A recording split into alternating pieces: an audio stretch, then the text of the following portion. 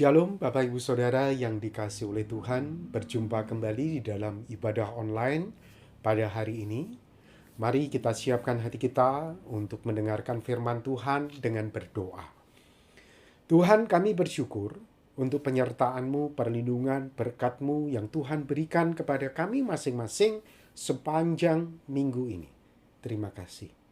Tolong kami untuk pada hari ini, saat ini kami belajar firman-Mu. Biarkan kami mengerti akan kehendak-Mu dan kami hidup di dalam firman-Mu itu. Tuhan urapi hamba-Mu, Tuhan urapi setiap kami yang ada di rumah. Di dalam nama Tuhan Yesus Kristus, kami berdoa. Amin. Bapak Ibu Saudara yang dikasihi oleh Tuhan, tema yang saya sampaikan hari ini adalah saya berikan judul Pandangan Alkitab terhadap Peramal Dunia. Saya bagi menjadi 2 seri. Hari ini adalah seri yang pertama, minggu depan adalah seri yang kedua. Saya mengangkat kisah ini karena pada awal tahun ini kita banyak disibukkan dengan berita ramalan-ramalan. Dan kita tentunya dikejutkan oleh beberapa ramalan yang nampaknya manjur, saudara. Dan tentunya hati kita tergelitik. Bagaimana mungkin ramalan-ramalan ini bisa manjur? Memang pada kenyataannya tidak semua ramalan-ramalan itu terbukti. Tetapi pada kenyataannya juga ada yang nampaknya manjur terbukti.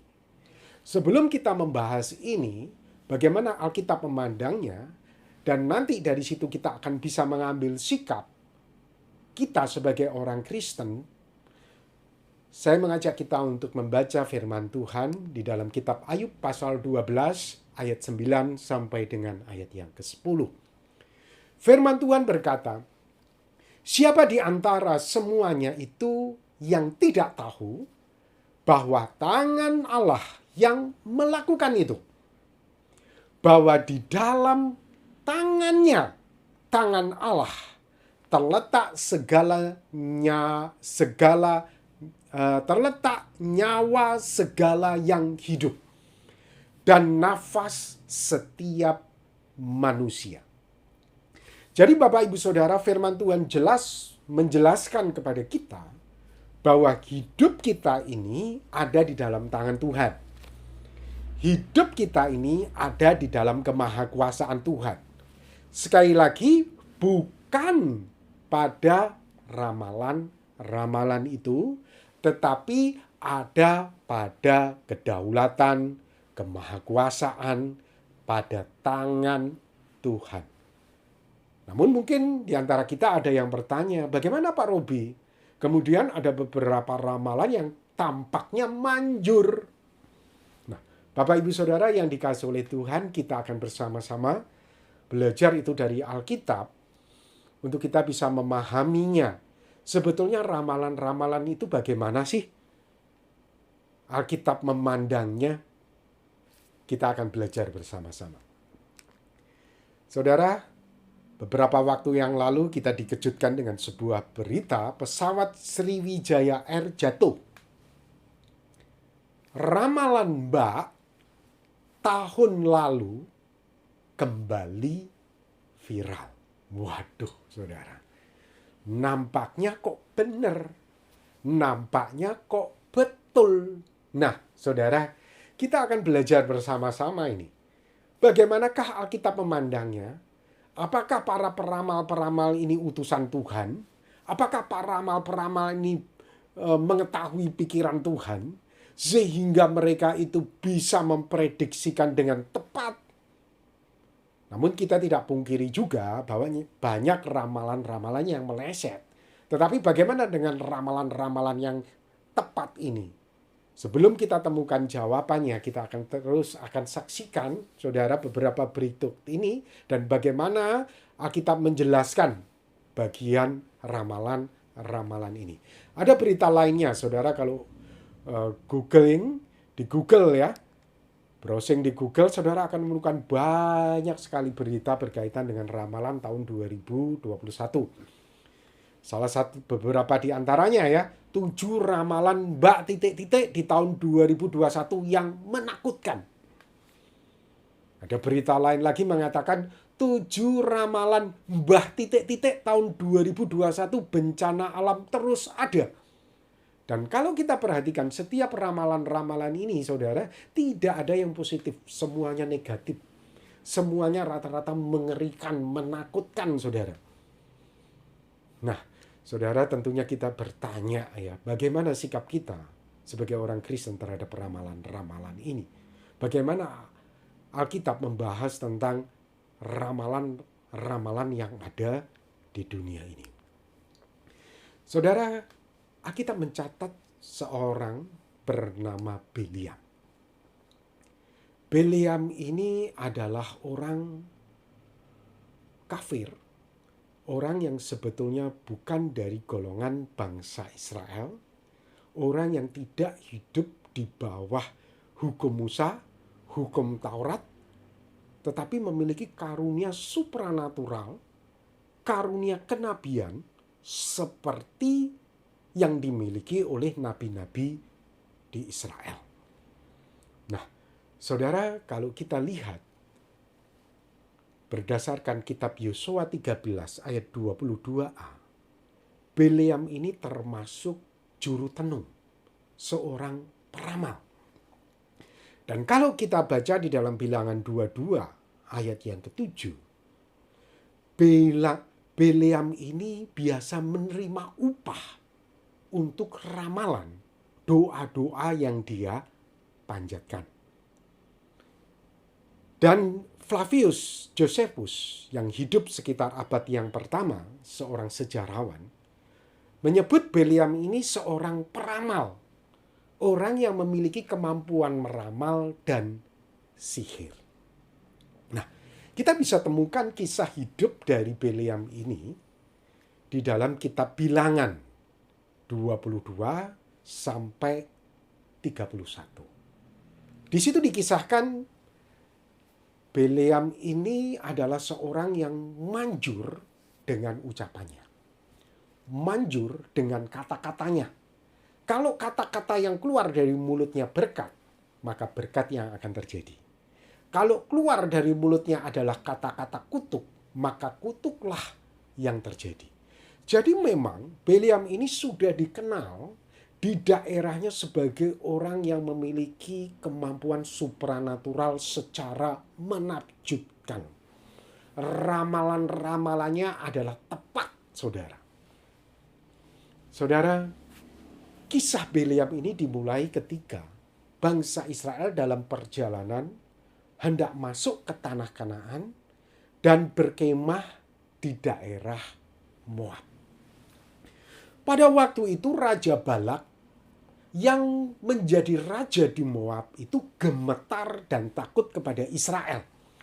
Karena Israel ini memiliki sejarah yang begitu sangat tangguh di dalam melawan bangsa-bangsa yang berusaha untuk menghancurkan mereka. Israel bisa mengalahkan bangsa-bangsa lain. Jadi Balak ini takut. Dan Balak ini tahu ada seorang peramal namanya Bileam manjur dengan ucapannya, manjur dengan doa-doanya. Sehingga Balak ini mengirimkan utusan untuk minta supaya Bileam ini mengutuki Israel. Dikirimlah utusan yang pertama. Ketika sampai di sana, Bileam berusaha untuk mencari tahu tentang Israel ini. Dan ternyata di dalam pergumulannya dia mendapati Tuhan itu melindungi Israel. Sehingga dia tidak bisa mengutuk Israel. Dan dia menolak utusan yang pertama. Namun Raja Balak tidak mau menyerah. Dia kirim utusan yang kedua dengan upah yang lebih besar lagi. Karena upahnya gede, makanya Bileam tergiur dan akhirnya Bileam mau pergi bersama dengan utusan-utusan itu untuk mengutuki Israel. Namun menariknya, kalau saudara baca di dalam Bilangan 22, Tuhan mengirimkan malaikatnya untuk memperingatkan perbuatan Bileam ini. Malaikat Tuhan menampakkan diri kepada keledai yang sedang ditumpangi oleh Bileam. Pada waktu itu Bileam tidak tahu ada malaikat Tuhan di depannya. Justru keledainya yang melihat. Sehingga keledai ini menyimpang jalan menuju ke ladang. Bileam marah, dipukul itu keledai. Sehingga keledai ini kembali ke jalurnya. Kemudian malaikat Tuhan ini menampakkan lagi. Dan kemudian keledai ini melihat. Bileam tidak melihat. Kemudian keledai ini berhenti dan menjepit badannya ke tembok. Sehingga kaki Bileam juga terjepit di tembok. Dan Bileam kesakitan. Bileam marah dan dipukulnya itu yang kedua kali keledai itu. Akhirnya keledai itu jalan lagi. Namun malaikat Tuhan tetap menampakkan diri, saudara. Dan keledai ini melihat. Sehingga keledai ini tiarap. Sementara Bileam ada di atas keledai. Dipukullah keledai ini untuk ketiga kalinya. Dan Tuhan membuka mulut keledai ini. Tuhan, mengapa engkau memukul aku? Dan Bileam berkata, karena engkau mempermainkan aku. Andaikan aku ini bawa pedang, aku sudah membunuh engkau. Saudara, pada waktu itu, Tuhan membuka mata dari Bileam. Dan kelihatan malaikat Tuhan. Dan di situ malaikat Tuhan memperingatkan perbuatan Bileam ini. Kamu boleh pergi, tapi jangan mengutuki Israel, tapi memberkati. Sehingga pada akhirnya saudara, ketika Bileam sampai di tempat di mana dia harus mengucapkan kutuk, justru dia mengucapkan berkat untuk Israel sebanyak 3 kali. Raja Balak marah kepada Bileam. Kamu justru memberkati, maka upah ini tidak kuberikan kepadamu. Karena Bileam ini mau upah, saudara. Akhirnya Bileam ini memberikan nasihat kepada Raja Balak. Aku tidak bisa mengutuki Israel. Tapi Israel itu bisa terkutuk karena perbuatan mereka sendiri. Oleh sebab itu, kamu kasih perempuan-perempuan kepada laki-laki Israel. Dan biarkan laki-laki Israel ini berzina. Sehingga mereka berdosa kepada Tuhan. Jadi Bileam ini memberikan nasihat yang jahat, nasihat yang buruk. Sehingga orang Israel yang tadinya baik-baik saja menjadi tergoda. Akhirnya jatuh di dalam dosa. Justru menjadi terkutuk bukan karena dikutuki oleh Bileam. Tetapi karena perbuatan dari orang Israel sendiri. Saudara, dari kisah ini, maka kita bisa melihat sesungguhnya siapakah Bileam itu. Kalau kita baca di dalam 2 Petrus pasal 2 ayat 15-17, di situ jelas disebutkan bahwa Bileam itu disebut sebagai nabi palsu. Walaupun tampaknya perkataannya, ramalannya itu manjur, saudara. Tapi Bileam ini adalah golongan nabi palsu. Nabi yang jahat. Coba kita perhatikan apa yang dikatakan oleh Petrus. Oleh karena mereka telah meninggalkan jalan yang benar, maka tersesatlah mereka lalu mengikuti jalan Bileam, anak Beor, yang suka menerima upah untuk perbuatan-perbuatan yang jahat. Tetapi Bileam beroleh peringatan keras untuk kejahatannya. Sebab keledai beban yang bisu berbicara dengan suara manusia dan mencegah kebebalan nabi itu. Tuhan sudah memperingatkan, tapi dasar nabi ini memang tetap mengharapkan upah. Nabi ini adalah nabi yang jahat. Kemudian Petrus melanjutkan, guru-guru palsu itu, kata Petrus, adalah seperti mata air yang kering. Seperti kabut yang dihalaukan taufan. Bagi mereka telah tersedia tempat dalam kegelapan yang paling dahsyat. Jadi Bileam ini termasuk golongan guru dan nabi palsu. Kita bisa lihat itu dari beberapa indikasi perilakunya. Bileam meramal demi upah. Bukan untuk menyampaikan pesan Tuhan, membawa orang kepada Tuhan, tapi demi upah. Beliam meramal untuk memuaskan nafsu Balak. Bukan untuk memuaskan nafsu keinginan Tuhan, tetapi memuaskan nafsu manusia. Beliam membawa Israel berbuat dosa pada Tuhan. Beliam tidak mengikuti prinsip-prinsip hukum Tuhan. Dia hidup bebas tanpa ikatan. Dia hidup dalam dosa semaunya menurut keinginan hatinya. Oleh sebab itu, dia memberikan nasihat yang jahat pun membuat orang Israel berdosa kepada Tuhan. Sebab itu dia dihukum mati oleh Tuhan. Kita bisa lihat di dalam Yosua pasal 13 ayat 22. Ketika orang-orang Israel di bawah kepemimpinan Yosua hendak masuk ke tanah Kanaan, justru disitulah saudara, Beleam ini Tuhan izinkan mati karena memang segala perbuatannya adalah jahat. Disebut sebagai juru tenung, disebut sebagai peramal, disebut sebagai nabi palsu, walaupun nampaknya kata-katanya ini manjur, saudara. Nah, saudara yang dikasihi oleh Tuhan, jadi dari sini kita bisa melihat bahwa semua jenis ramalan-ramalan yang ada di dunia ini kan semuanya memiliki indikasi yang sama dengan Beleam. Yang pertama adalah untuk menerima upah. Bukan menyampaikan pesan Tuhan kepada umatnya, tetapi untuk menerima upah seperti Beleam. Ada ramalan tarot untuk upah. Ada ramalan bintang untuk upah. Ada ramalan ini, semuanya untuk upah, saudara. Dan memuaskan hawa nafsu manusia. Aku mau pekerjaanku begini. Aku mau asmaraku begitu. Aku mau kira-kira tahun 2021 ini begini. Bagaimana ya Pak? Bagaimana ya Bu? Tentang ramalan ke depan ini. Semuanya tujuannya hanya untuk memuaskan hawa nafsu manusia. Dan tentunya mereka tidak hidup di dalam prinsip-prinsip etika firman Tuhan. Sehingga mereka hidup di dalam dosa dan kejahatan mereka. Bapak Ibu Saudara yang dikasihi oleh Tuhan, semua indikasi ini menunjukkan bahwa mereka termasuk golongan Beleam.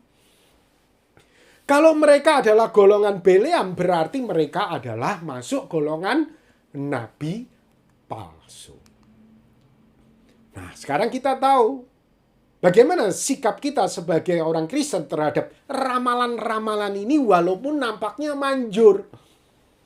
Walaupun nampaknya tepat. Karena ternyata mereka itu demi upah. Karena mereka ternyata itu demi hawa nafsu manusia. Karena mereka ternyata itu, saudara, tidak hidup di dalam kebenaran tetapi hidup di dalam dosa. Seperti Beleam ini. Jadi bagaimana sikap kita orang Kristen terhadap ramalan-ramalan ini walaupun nampaknya manjur ramalan-ramalan itu. Saudara, dengan jelas Alkitab melarang kita untuk kita berkomunikasi, berelasi dengan ramalan itu walaupun nampaknya manjur. Di dalam Ulangan 18 ayat 10 sampai 11. Di situ dikatakan, di antaramu janganlah didapati seorang pun yang mempersembahkan anaknya laki-laki atau anaknya perempuan sebagai korban dalam api. Ataupun seorang yang menjadi petenung, seorang peramal, seorang penelaah, seorang penyihir, seorang pemantra, ataupun seorang yang bertanya kepada arwah atau kepada roh peramal, atau yang minta petunjuk kepada orang-orang mati. Jadi jelas Alkitab melarang kita untuk berelasi dengan hal-hal berkaitan dengan tenung berkaitan dengan ramalan-ramalan apapun ramalan itu. Ramalan tarot, ramalan bola kristal, ramalan bintang, ramalan apapun juga. Tuhan tidak mau kita berelasi dengan mereka walaupun nampak manjur. Di dalam Imamat 19 ayat 31, firman Tuhan berkata, "Janganlah kamu berpaling kepada arwah atau kepada roh-roh peramal. Janganlah kamu mencari mereka dan dengan demikian menjadi najis karena mereka." Tidak boleh. Imamat 20 ayat 6. Orang yang berpaling kepada arwah atau kepada roh-roh peramal, yakni yang berzina dengan bertanya kepada mereka, aku sendiri akan menentang orang itu dan melenyapkan dia dari tengah-tengah bangsanya. Saudara, Tuhan betul-betul keras. Tuhan betul-betul tidak mau kompromi. Dan Tuhan betul-betul tidak mau kita berurusan dengan ramalan-ramalan itu walaupun nampaknya manjur, saudara. Itu ingat. Tuhan melarang kita. Walaupun nampak manjur. Saudara, sekali lagi, Bileam itu terkenal karena kemanjurannya, saudara. Karena setiap ramalan yang diucapkannya itu tepat. Hati-hati, kita jangan berurusan dengan orang-orang dalam golongan Bileam ini. Tentunya menjadi pertanyaan kepada kita. Pak Robi, bukankah hidup kita ini ada di dalam tangan Tuhan? Bagaimana mungkin ramalan beberapa di antara mereka itu memang meleset, tetapi ada yang tepat, ada yang manjur? Apakah Tuhan juga berbicara kepada mereka? Nah, saudara, jawabannya ada di sini. Mengapa ramalan mereka ini juga ada yang manjur? Saudara bisa temukan itu di dalam Ulangan 13 ayat 1 sampai dengan ayat yang kelima. Firman Tuhan berkata, apabila di tengah-tengahmu muncul seorang nabi atau seorang pemimpi, orang yang memiliki kemampuan kenabian, seseorang yang memiliki kemampuan supranatural, seperti Bileam ini tadi, dan ia memberitahukan kepadamu suatu tanda atau mujizat, dan apabila tanda atau mujizat yang dikatakan kepadamu itu terjadi, dan ia membujuk, mari kita mengikuti Allah lain yang tidak kau kenal, dan marilah kita berbakti kepadanya. Maka janganlah engkau mendengarkan perkataan nabi atau pemimpi itu. Jangan kau dengarkan. Ini seperti Bileam. Perkataannya nampak manjur, tapi ternyata membawa Israel ini untuk berzina. Membawa Israel itu jatuh di dalam dosa. Tuhan sudah ingatkan itu. Maka janganlah engkau mendengarkan perkataan nabi itu atau pemimpi itu. Sebab Tuhan Allahmu mencoba kamu untuk mengetahui. Nah, apakah kamu sungguh-sungguh mengasihi Tuhan Allahmu dengan segenap hatimu dan dengan segenap jiwamu? Tuhan Allahmu harus kamu ikuti. Kamu harus takut akan Dia. Kamu harus berpegang pada perintahnya, suaranya harus kamu dengarkan. Yaitu firman yang sudah ditulis di dalam Alkitab yang kita punyai ini. Kamu harus dengarkan. Kepadanya kamu harus berbakti dan berpaut. Nabi atau pemimpi itu haruslah dihukum mati. Akhirnya betul. Bileam itu dihukum mati. Walaupun dia memiliki karunia kenabian. Walaupun dia memiliki karunia supranatural yang nampaknya manjur, nampaknya tepat, tapi karena dia membawa orang Israel untuk berbuat dosa melawan Tuhan, Akhirnya Tuhan menghukum Bileam ini dengan hukuman mati. Karena ia telah mengajak murtad terhadap Tuhan Allahmu, yang telah membawa kamu keluar dari tanah Mesir, dan yang menebus engkau dari rumah perbudakan, dengan maksud menyesatkan engkau dari jalan yang diperintahkan Tuhan Allahmu kepadamu untuk dijalani. Demikianlah harus kau hapuskan yang jahat itu dari tengah-tengahmu. Jadi Bapak Ibu Saudara, Tuhan izinkan ada beberapa ramalan-ramalan orang-orang ini nampak manjur. Bukan karena hidup kita itu ada di tangan ramalan-ramalan ini, tapi hidup kita ini ada di dalam kemahakuasaan dan kedaulatan Tuhan. Tuhan izinkan itu ramalan menjadi manjur. Tuhan sedang menguji kita. Tuhan sedang memurnikan kita. Supaya kita ini setia kepadanya dan kita tetap tidak berurusan dengan ramalan-ramalan itu. Jadi Bapak Ibu Saudara, jelas dari sini. Manjurnya mereka itu bukan karena mereka hebat. Manjurnya mereka itu karena Tuhan mengizinkan. Mengizinkan supaya kita sebagai orang percaya ini semakin dekat dengan Tuhan. Walaupun kita melihat mereka ini nampaknya manjur. Ucapan-ucapannya itu nampaknya tepat. Ya, jadi Bapak Ibu Saudara, kita jangan berurusan dengan ramalan-ramalan yang ada di dunia ini. Kita jangan berelasi. Karena itu membawa kita jauh dari Tuhan. Karena itu bisa membawa kita hidup di dalam dosa dan pelanggaran. Karena itu bisa membawa kita hidup di dalam hawa nafsu manusia duniawi, hawa nafsu yang jahat. Jangan berurusan dengan ramalan-ramalan itu. Walaupun tampak manjur. Nah, Bapak Ibu Saudara, apa pesan Tuhan bagi kita melalui kisah Bileam ini? Yang nampaknya manjur. Saudara, tadi kita belajar bahwa Bileam ini berusaha untuk mengutuki Israel. Tapi tidak bisa. Tetap berkat itu yang keluar, saudara. Saudara, mungkin di antara kita ada yang takut, gelisah.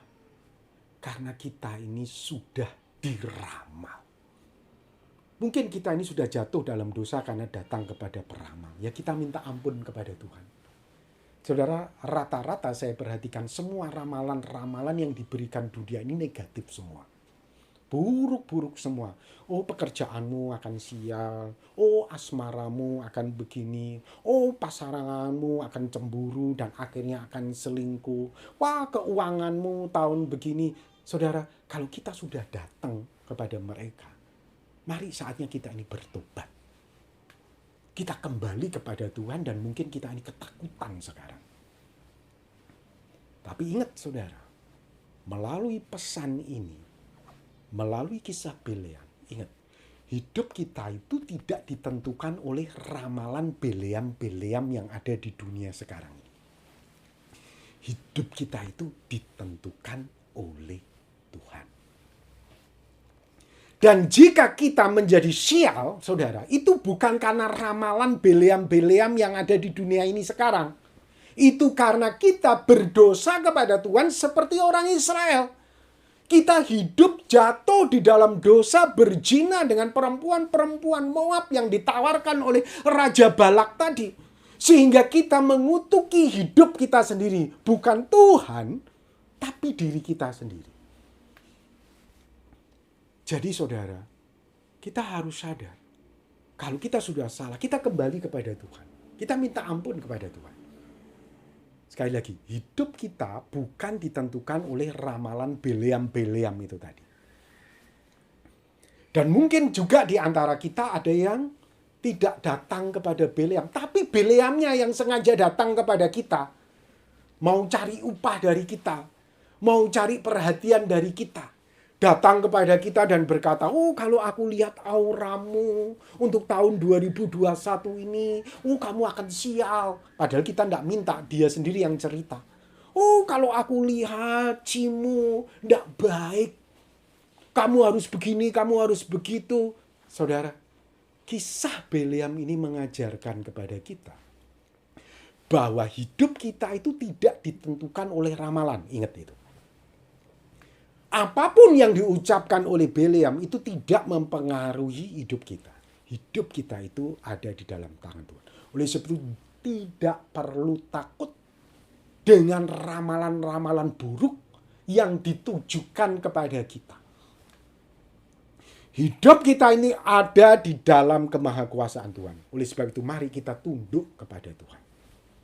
Dan kalau sampai kita ini mendapat yang buruk, saudara, itu bukan karena Tuhan mengutuki kita, tapi karena kita hidup di dalam dosa seperti Israel. Kita membuat diri kita ini jatuh. Oleh sebab itu, saudara, jangan sampai kita itu mengulangi kesalahan sama yang dilakukan oleh orang Israel. Jatuh di dalam dosa perzinahan dengan perempuan-perempuan Moab. Jangan sampai kita ini jatuh, saudara. Mari kita kembali kepada Tuhan. Dan kita juga tidak perlu takut, khawatir dengan ramalan-ramalan itu. Kalau kita sudah hidup benar, kita sudah hidup baik di hadapan Tuhan, kita tidak perlu takut. Hidup kita bukan ditentukan oleh ramalan itu, tetapi oleh Tuhan. Itu yang kita bisa pelajari dari kisah Bileam itu. Saya mengajak kita kembali untuk bersama-sama membaca di dalam Ayub 12 ayat 9 sampai dengan ayat yang ke-10. Siapa di antara semuanya itu yang tidak tahu bahwa tangan Allah yang melakukan itu, bahwa di dalam tangannya terletak nyawa segala yang hidup dan nyawa setiap manusia. Jadi Bapak Ibu Saudara, kalaupun ada seseorang meramal hidup kita ini buruk tahun 2021, tidak usah takut. Abaikan saja. Hidup kita ini ada di dalam tangan Tuhan, bukan ramalan-ramalan itu. Dan kalaupun kita mendapati ada ramalan-ramalan yang manjur, sekali lagi, Tuhan sedang menguji kita supaya kita ini setia kepada Dia. Dan ujian itu membawa kita semakin dekat kepada Dia. Jadi bukannya justru kita mencari peramal-peramal itu dan kita bersekutu dengan mereka. Oh tidak, jangan. Mari Bapak Ibu Saudara, kita menanggapi setiap ramalan-ramalan itu dengan sikap yang takut akan Tuhan. Sekali lagi, hidup kita tidak ditentukan oleh ramalan itu. Hidup kita ada di dalam tangan Tuhan. Amin. Mari kita akan berdoa bersama-sama. Tuhan, kami bersyukur untuk firman yang sudah kami dengarkan pada pagi hari ini. Kami telah belajar dari kisah hidup Bileam. Dan Tuhan, jika Engkau mendapati bahwa kami ini telah bersalah kepadamu karena kami berelasi dengan ramalan-ramalan yang ada di dunia ini, Tuhan ampuni kami. Hidup kami ada di dalam tangan-Mu, bukan di tangan ramalan-ramalan itu. Ampuni kami. Dan jika kami ya Tuhan telah diramalkan sesuatu yang buruk, tolonglah kami untuk kami kuat. Bahwa untuk kami tidak takut. Karena hidup kami ada di dalam tangan-Mu, bukan dari ramalan-ramalan itu. Tuhan berkati jemaat-Mu. Tolong mereka untuk bisa melewati tahun 2021 dengan kuat. Dengan bersama dengan Tuhan melewati setiap rintangan dan kesulitan. Tuhan juga ampuni dosa-dosa dari jemaat-Mu yang telah mereka terlibat di dalam ramalan-ramalan. Tolong mereka untuk kembali kepada Tuhan. Tuhan, ampuni kami semua. Dan tolong kami hidup dekat dengan Engkau. Tuhan berkati kami. Di dalam nama Tuhan Yesus, kami berdoa. Amin.